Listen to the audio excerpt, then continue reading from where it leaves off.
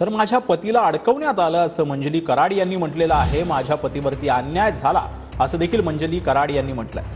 धनंजय मुंडे भेटल्याची अफवा आहे, कुठलाही संपर्क आमचा झालेला नाही असं देखील मंजली कराड यांनी म्हटलंय। तर धस सोनावणे दमाने यांच्या गोष्टी बाहेर काढणार असा इशारा देखील मंजली कराड यांनी दिलाय। फोन कॉलवरून मकोका कसा लावू शकता असा सवाल न्यायालयानं केला।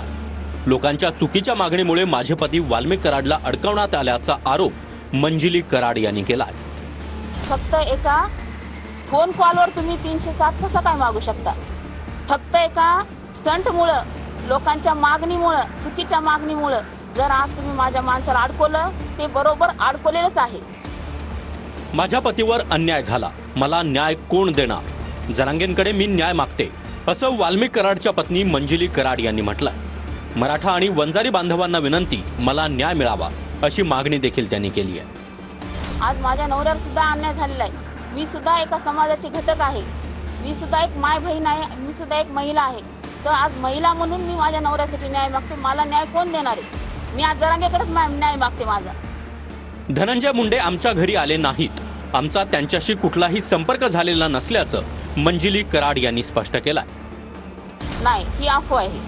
अजून ते घरी आलेले नाहीत किंवा आमचा त्यांच्याशी कुठलाही संपर्क झालेला नाही। हाच प्रकार केला गेलाय पहिल्यापासून। सुरेश धस, बजरंग सोनवणे, अंजली दमानिया, संदीप क्षीरसागर यांच्या देखील गोष्टी बाहेर आणणार असा इशाराच मंजली कराड यांनी दिलाय।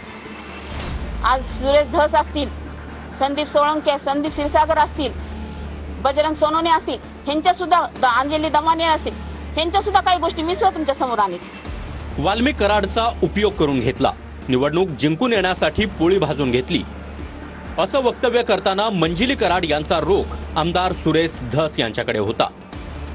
सोडलेलीच आहे ना, उपयोगच करून घेतला ना त्यांनी उपयोग करून घेतला। त्यांनी फक्त त्यांचं पोळी भाजून घेतली, निवडून येण्यासाठी वगैरे त्यांनी उपयोग करून घेतला। महापालिकेनं कराचा लिफाफा पिंपरीतल्या फ्लॅटवर चिटकवला, आम्ही तिथं राहत नाही।